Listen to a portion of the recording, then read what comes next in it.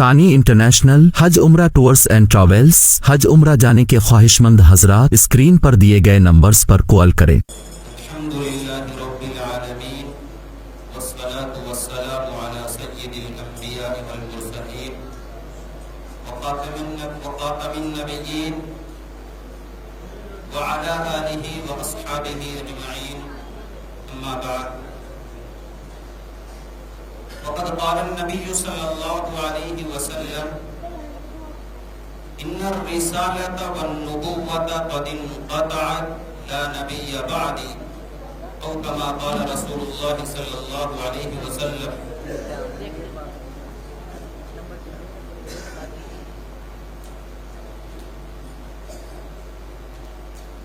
حضرات علماء کرام، معزز ائمہ اعظام، اسٹیج پر تشریف فرما نوجوان علماء کرام کی جماعت، حاضرین بستی اور پیارے بچوں، اللہ رب العزت والجلال کا احسان عظیم ہے کہ اس احکم الحاکمین نے ہم کو اپنے عظیم دربار میں عظیم کام کی نسبت اکٹھا اور جمع فرمایا۔ میں ممنون و مشکور ہوں عزیزم مولوی محمد عادل صاحب جو اس مسجد کے امام ہیں کہ انہوں نے احکر کو اس عظیم الشان پروگرام میں حاضری کا موقع عنایت فرمایا، جہاں یہ پروگرام اپنے عنوان کے اعتبار سے، اپنے مضمون کے اعتبار سے ایک عظیم ہے۔ میرے لیے مزید خوشی کا باعث ہوا کہ بڑی مدتوں کے بعد جن ساتھیوں سے ملاقات نہ ہو سکی تھی، اس پروگرام کی نسبت سے ان سے ملاقات کا موقع بھی نصیب ہو گیا۔ بزرگوں، جس مناسبت سے یہ پروگرام آپ کی مسجد کے اندر منعقد ہو رہا ہے، ہم میں سے ہر ایک اس پروگرام کے بارے میں جان چکا ہے اور ہر ایک کے ذہن میں بات آ چکی ہے کہ اس پروگرام کو منعقد کرنے کا مقصد کیا ہے۔ بزرگوں، یہ پروگرام دو دھاری تلوار کی طرح ہے۔ ایک طرف کائنات کا خلاصہ جناب نبی کریم صلی اللہ علیہ وسلم کی عظیم صفات کے تحفظ کے پیش نظر اس پروگرام کو منعقد کیا گیا، دوسری طرف بچوں کے جو اس مسجد کے اندر مکتب کی شکل میں اللہ اور اس کے رسول صلی اللہ علیہ وسلم کی باتیں ان کے اندر منتقل کی جا رہی ہیں، اور اس مکتب کے اندر یہاں کے امام صاحب ان کے بارے میں اور ان کے تعلق سے کیا محنت کر رہے ہیں، وہ محنت بھی ہم سب کے سامنے آ گئی ہے۔ اللہ تعالیٰ ان بچوں کو دین کا داعی، اسلام کا سپاہی بنائے۔ میرے عزیز ساتھیوں،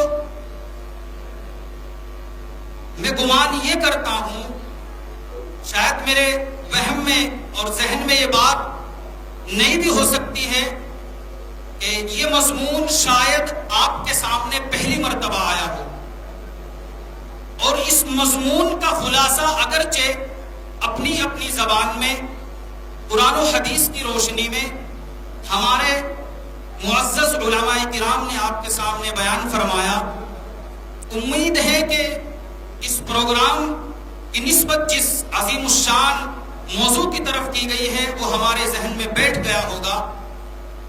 لیکن مولانا محمد سہیل صاحب نے آپ کے سامنے ایک بات کہی تھی کہ ہمارے اس علاقے میں اس فتنے کا جنم نہیں، ہمارے بڑے اور بزرگ اس فتنے کے بارے میں نہیں جانتے، بچے تو کیا جانتے ہوں گے، تو اس پروگرام کو منعقد کرنے کی نوبت کیوں آئی؟ اور میرے عزیز ساتھیوں، جب موبائل کا غلط استعمال ہو، کمپیوٹر کا زیادہ استعمال ہو یا موبائل کا زیادہ استعمال ہو، وہ دنیاوی کمپنی کے بنائے ہوئے ہیں، ان کے اندر وائرس آ جاتا ہے، اور وائرس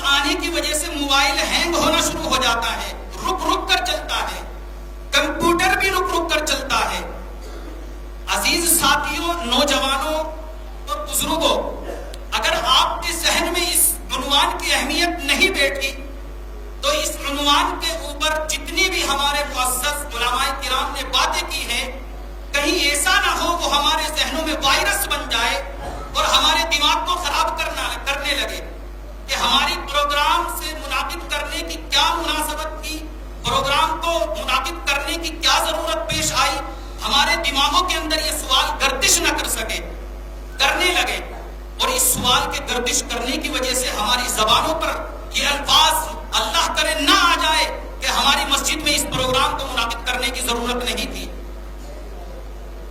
بزرگوں، اللہ رب العالمین نے اس کائنات کو پیدا فرمایا اور ہم سب کو اشرف المخلوقات بنایا۔ ہم سب کی رہنمائی کے لیے اللہ نے مزید ہم پر احسان فرماتے ہوئے انبیاء علیہم السلام کی ایک لمبی فہرست ہم سب کو راہ راست پر چلانے کے لیے اور اللہ تبارک و تعالی کی وحدانیت اور اس کے طریقے کو سمجھانے کے لیے ایک لمبی جماعت کو مبعوث فرمایا۔ یہ اللہ کا ہمارے اوپر احسان ہے، کیونکہ اللہ نے انسان کو دنیا کے اندر پیدا فرما دیا، اپنی عبادت کے لیے پیدا فرمایا ہے، اعمال کے لیے پیدا فرمایا ہے۔ میرے عزیز ساتھیوں، آخرت میں دو باتوں کے اوپر سوال ہوگا کہ تم دنیا کے اندر کس شریعت پر عمل کر کے آئے ہو، تمہارے اعمال کیسے تھے، شریعت کے احکام کو تم نے اپنایا یا نہیں۔ ایک تو یہ سوال ہوگا، ایک یہ سوال ہوگا کہ تم نے مجھے بھی مانا ہے یا نہیں۔ اللہ رب العالمین یہ سوال خاص طور پر فرمائیں گے کہ مجھے مانا ہے یا نہیں۔ دو آدمی اللہ کے سامنے لائے جائیں گے، اللہ ان سے پوچھے گا کہ میں نے تجھے دنیا کے اندر بھیجا تھا، تو نے میری وحدانیت کو تسلیم کیا یا نہیں، دنیا کے اندر میں نے عجیب کاریاں پیدا فرمائی، ان کو دیکھ کر تو مجھے میرے اوپر ایمان لایا یا نہیں۔ وہ کہے گا اے اللہ، مجھے کوئی بتلانے والا نہیں آیا کہ اللہ ایک ہے، اسی نے اس کائنات کو بنایا ہے، اسی کے اوپر اسی کی ذرے ذرے پر حکمرانی ہے، مجھے یہ بات سمجھانے کے لیے کوئی میرے پاس نہیں آیا۔ ایک دوسرا آدمی وہ ہوگا جس سے پوچھا جائے گا تو نے شریعت کے اوپر عمل کیا یا نہیں۔ وہ کہے گا اے اللہ، میرے پاس کوئی شریعت کے احکام بتلانے والا نہیں آیا۔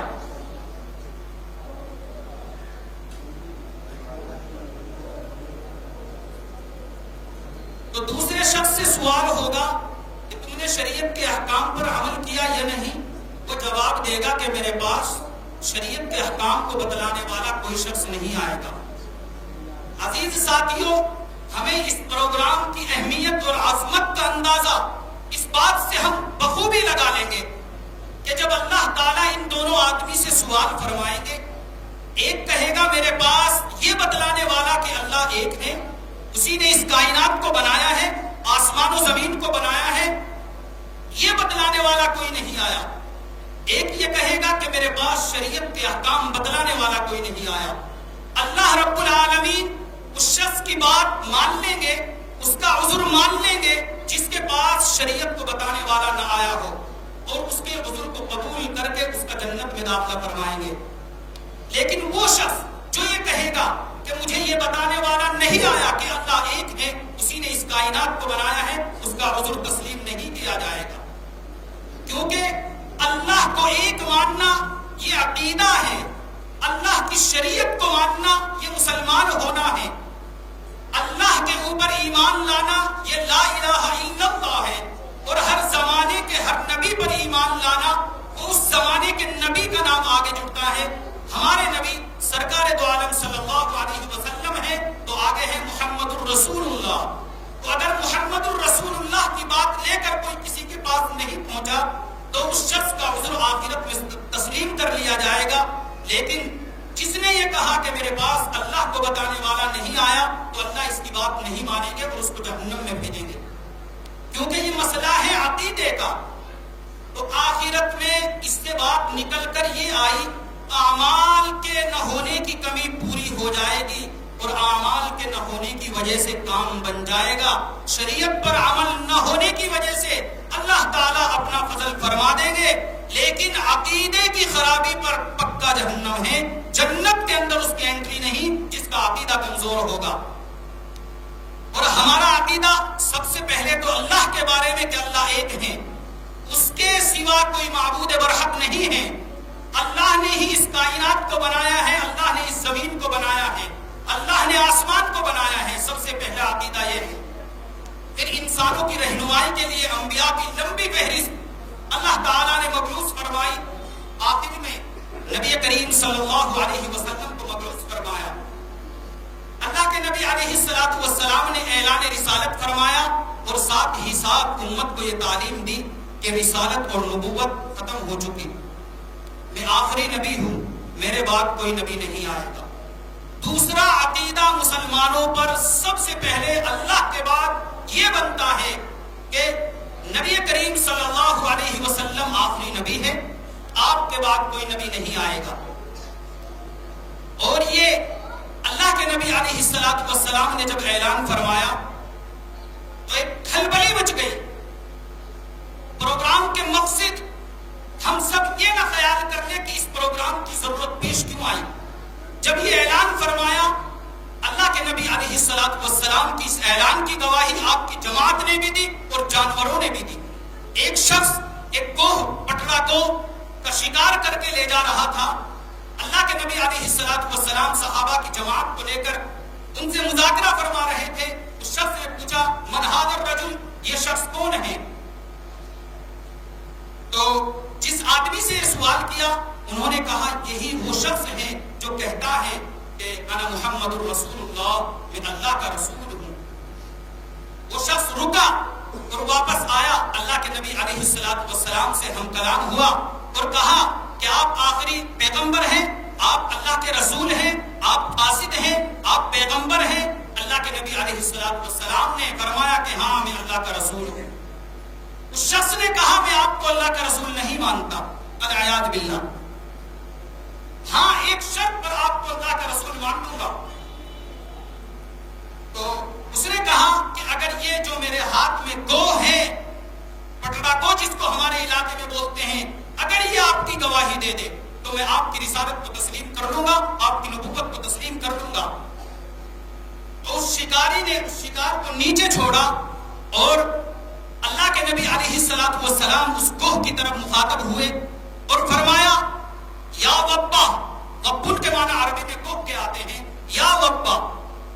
تو کوہ نے اپنا سر اٹھایا اور اس طرح سے کھڑا ہو کر فرمایا لبیک وسعدیک یا رسول اللہ، لبیک وسعدیک یا رسول اللہ۔ اس کوہ کی زبان سے یہ لفظ نکلے اور اس آدمی کی طبیعت متغیر ہونا شروع ہو گئی۔ ابھی اللہ کے نبی علیہ السلام نے اپنا اس سے تعارف نہیں کروایا کہ میں کون ہوں، اس کو بتلا۔ آگے اللہ کے نبی علیہ السلام نے فرمایا من انا، میں کون ہوں۔ تاریخ میں اس کوہ کے الفاظ نقل کیے گئے ہیں۔ اس کوہ نے اللہ کے نبی علیہ السلام کا تعارف کرواتے ہوئے فرمایا کہ انت رسول اللہ، آپ اللہ کے رسول ہیں، انت خاتم النبیین، آپ نبوت کے سلسلے کو ختم کرنے والے ہیں، آپ کائنات کا خلاصہ ہیں، آپ اللہ کے محبوب اور دلارے ہیں۔ کوہ مختلف الفاظوں سے آپ کا تعارف کراتی چلی گئی۔ تو اللہ کے نبی علیہ السلام کے آخری پیغمبر ہونے کی گواہی جانوروں نے دی۔ تو حضرت تھانوی علیہ الرحمہ نے انسان کی تعریف کی ہے حیوان متفکر، غور و فکر کرنے والا حیوان۔ یہی وجہ ہے کہ آخرت میں اگر کسی نے یہ کہہ دیا اے اللہ مجھے بتلانے والا کوئی نہیں آیا کہ تو ایک ہے، تو اس لیے اس کی بات نہیں مانی جائے گی، کیونکہ اللہ نے اس کو حیوان متفکر بنانا ہے۔ اللہ کی نعمتوں میں غور و فکر کر کے اللہ کے اوپر ایمان لانا اس کے لیے لازم اور ضروری ہے۔ کسی داعی کی، کسی رسول اور پیغمبر کی اس کے اللہ کو ایک ماننے کے لیے ضرورت نہیں ہے۔ تو اس لیے حیوان متفکر انسان کی صفت ہے۔ لعنت ہے اس مردود اور ملعون پر جنہوں نے بھی اللہ کے نبی علیہ السلام کے اس منصب نبوت پر، اس آخری پیغمبر ہونے کی اور نبی ہونے کی صفات میں جس نے ٹانگ اڑائی ہے اور جس نے دخل اندازی کی ہے، جس نے رخنا ڈالا ہے، لعنت ہے اس انسان پر کہ وہ اس جانور سے بھی بدتر ہے جو جانور اللہ کے نبی علیہ السلام کے آخری پیغمبر ہونے کی گواہی دے رہا ہے۔ تو اگر انسان کے اندر بے فکری پیدا ہو جائے تو انسان کی تعریف اب حیوان متفکر نہیں ہے، بلکہ اب انسان حیوان اور چوپاؤں سے بھی بدتر ہے۔ تو میرے عزیز ساتھیوں، ہمیں عقیدے کے درست کرنے کی کتنی ضرورت ہے کہ آخرت میں کوئی بہانہ اور کوئی عذر نہیں چلے گا۔ جب اللہ کے نبی علیہ السلام نے یہ اعلان فرما دیا، مدینے کی سرزمین میں ہجرت فرما کر تشریف لے گئے، یہودیت کا وہاں سے خاتمہ کر دیا، تو یہ فتنے کہاں سے رونما ہوئے؟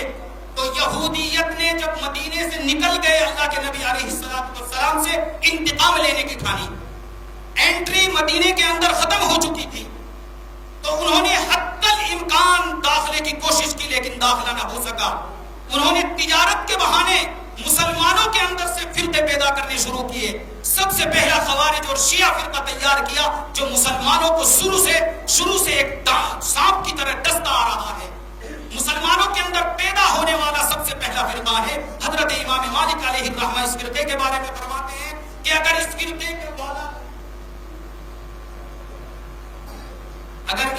والا یہ کہے کہ میں مسلمان ہو چکا، امام مالک علیہ الرحمہ فرماتے ہیں میں اس آدمی کی بات تسلیم نہیں کروں گا۔ تو میرے عزیز ساتھیوں، اس پروگرام کی اہمیت، کوئی اللہ کرے زبان پر یہ الفاظ نہ لائے کہ اس پروگرام کی ضرورت کیا ہے۔ حضرت امام اعظم ابو حنیفہ جو ہم سب کے امام ہیں، جن کو ہم مانتے ہیں، وہ مسائل لکھتے جاتے تھے، ان کا جواب تحریر فرماتے جاتے تھے۔ ان کے زمانے کے لوگ کہتے تھے کہ ان کا دماغ چل گیا، کیونکہ جس مسئلے کی ابھی ضرورت پیش نہیں آئی اس کو کیوں لکھ رہے ہیں؟ کہیں ہم میں سے نہ کوئی یہ کہنے لگے جب اس مسئلے کی ضرورت پیش نہیں آئی اس پروگرام کو منعقد کیوں کر رہے ہیں؟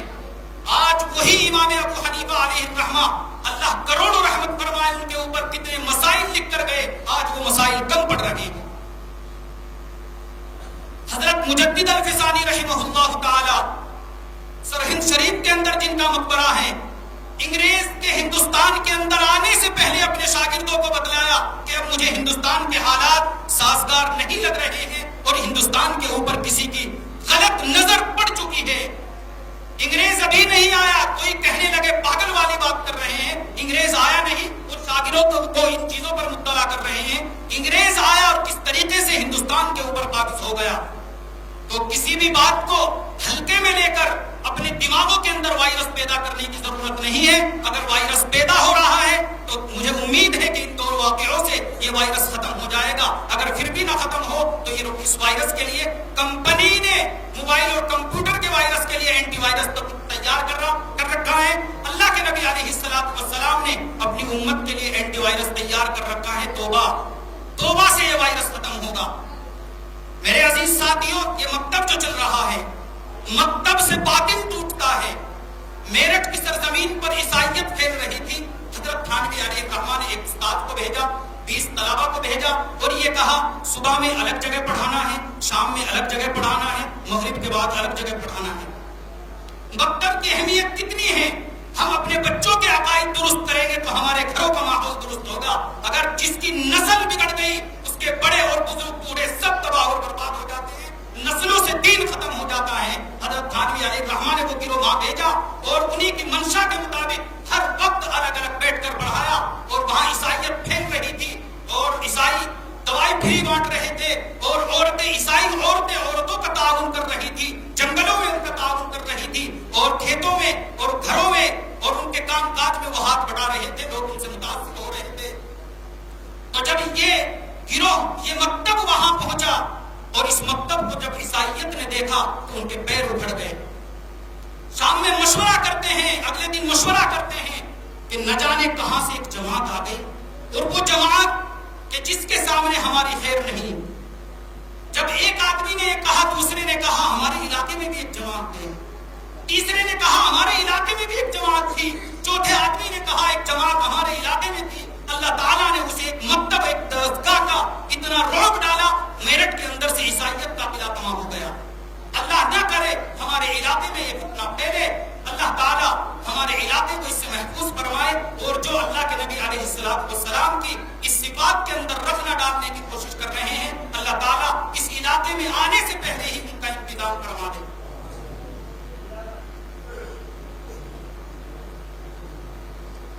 واقعہ اس تعلق سے ذہن میں آ رہا تھا، لیکن ٹائم بھی بہت ہو گیا ہے۔ شاید ٹائم ہمارا ساتھ نہ دے رہا ہو. اس ساتھ نہ دینے کے اوپر واقعہ یاد آیا ہے.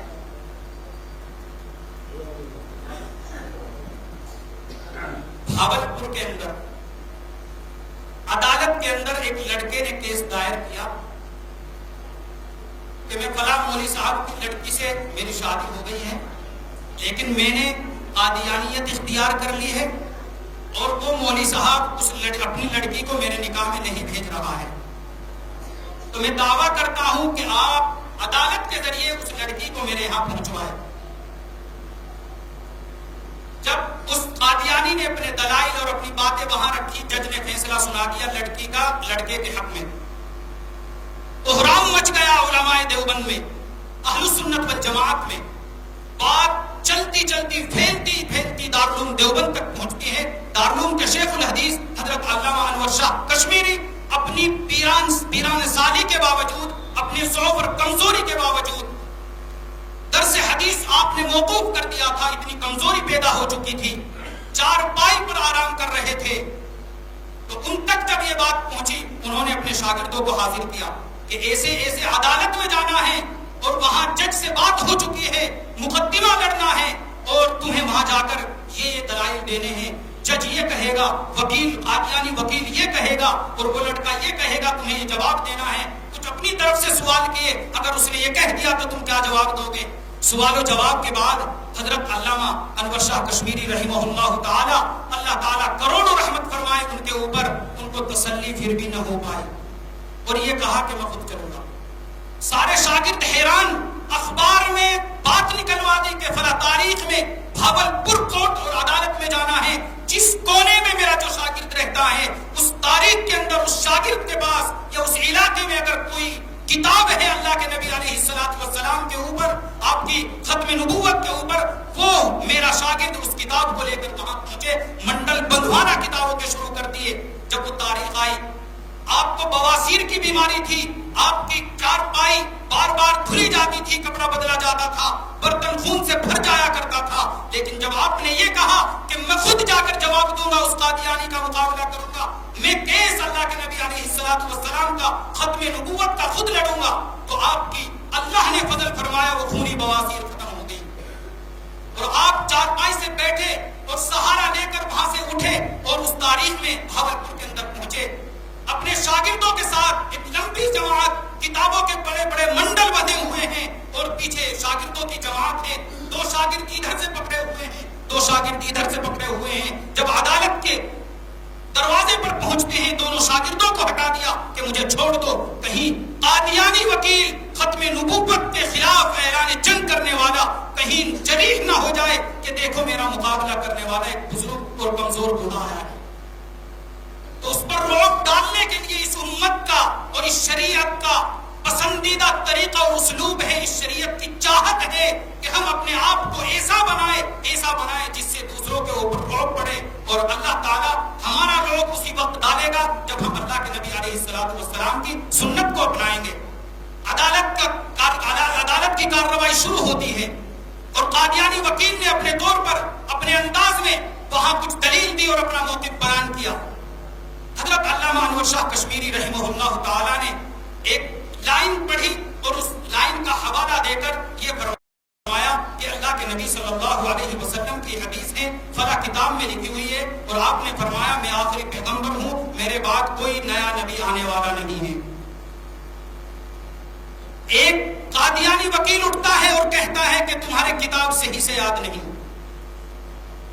جس کا حافظہ آج دنیا میں واقعات میں بیان کیا جاتا ہے اس کے بارے میں کہہ رہے تمہاری کتاب یاد نہیں. اس سے آگے والے پیج پر یہ لکھا ہوا ہے کہ کوئی تشریعی نبی نہیں آئے گا، میرے بعد کوئی تشریعی شریعت لانے والا کوئی نبی نہیں آئے گا، یہ لکھا ہوا ہے.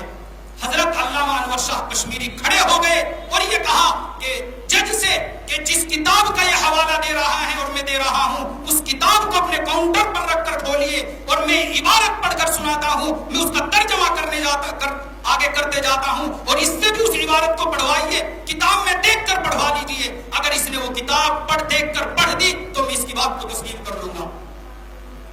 تو حضرت علامہ انور شاہ کشمیری نے پھر جج سے کہا کہ ٹھہر جاؤ اور مجھے تھوڑی سی بات کرنے کا موقع دو، کیونکہ میں ابھی دلائل سے بات نہیں کر رہا ہوں، میں ابھی ایک تمہیدی گفتگو کروں گا۔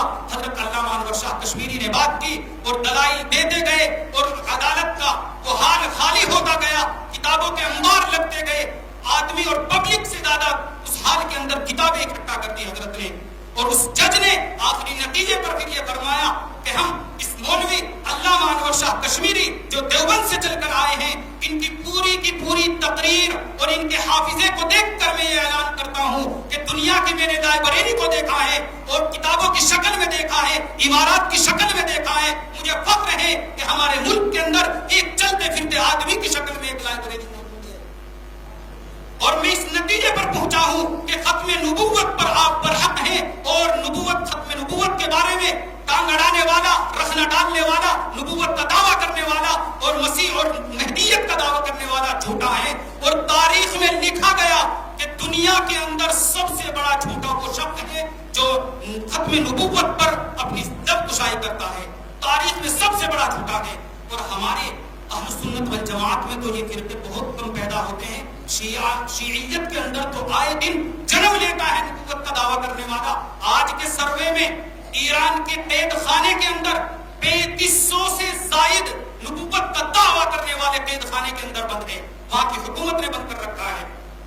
تو کیسے سر پھرے اس اللہ کے نبی علیہ السلام کی صفات کو ختم کرنے کے چکر میں ہیں، اور سیدھے ان کے بہکاوے میں آتا کون ہے اور کیوں آتے ہیں؟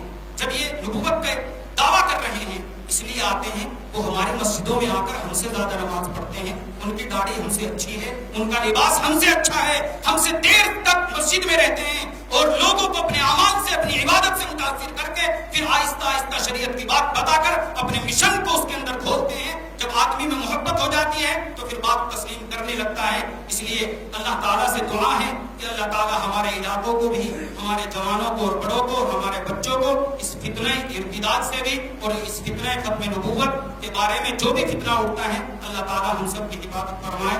وآخر دعوانا الحمدللہ رب العالمین۔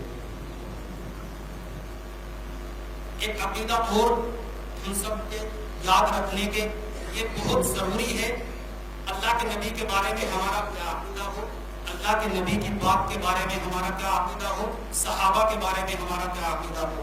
اللہ کے بارے میں بتلایا، اللہ کے نبی کے بارے میں بتلایا، اللہ کے نبی کی ایک مقدس جماعت ہے۔ ہم سب کا یہ عقیدہ ہے، جس کے یاد نہیں وہ یاد کر لے کہ اللہ کے نبی علیہ السلام سمیت تمام انبیاء کی جماعت معصوم ہے۔ آپ سے کوئی غلطی، انبیاء کی جماعت سے کوئی غلطی نہیں ہوتی، انبیاء کی جماعت معصوم ہے، یہ ہم سب کا عقیدہ ہے۔ ہم سب کو یہ یاد رکھ لینا چاہیے، انبیاء کی جماعت معصوم، جو بھی آ کر کوئی غلطی بتائے وہ غلط کہتا ہے، اس کی بات کو ریجیکٹ کر دو۔ اللہ کے نبی علیہ السلام کی ذات معصوم، آپ کی بات بھی معصوم۔ اللہ کے نبی علیہ السلام کی مقدس جماعت معصوم نہیں، وہ محفوظ ہے۔ یہ عقیدہ ہے کہ صحابہ کی جماعت محفوظ ہے، جب بھی کوئی فتنہ اٹھا ہے اللہ کے نبی کی ذات پر، اللہ کے نبی کی بات پر اور اللہ کے نبی کی جماعت پر سب سے پہلے انگلی اٹھا کر اپنے دعوے کو ثابت کرتا ہے۔ تو تینوں چیزوں کے بارے میں اللہ کے نبی کی ذات معصوم، آپ کی بات بھی معصوم، اور صحابہ کی مقدس جماعت یہ محفوظ ہے۔ محفوظ کا مطلب یہ ہے کہ غلطی تو ہو جاتی ہے لیکن اللہ تعالیٰ اس غلطی کو فوراً ڈیلیٹ کرتے ہیں۔ سمجھانے کے لیے مثال، کمپیوٹر میں اینٹی وائرس ہے، اگر وائرس آیا وہ اینٹی وائرس آٹومیٹک آ جاتا ہے، اس اینٹی وائرس کو ختم کرنے کی ضرورت نہیں۔ تو صحابہ کی جماعت سے اگر غلطی ہو جائے وہ محفوظ ہے، اللہ تعالیٰ فوراً اس غلطی کو ختم فرما دیتے ہیں۔ اللہ تعالیٰ ہم سب کو جو بات کہی گئی ہے، مجھے بھی اور ہم سب کو اس پر عمل کی توفیق نصیب فرمائے۔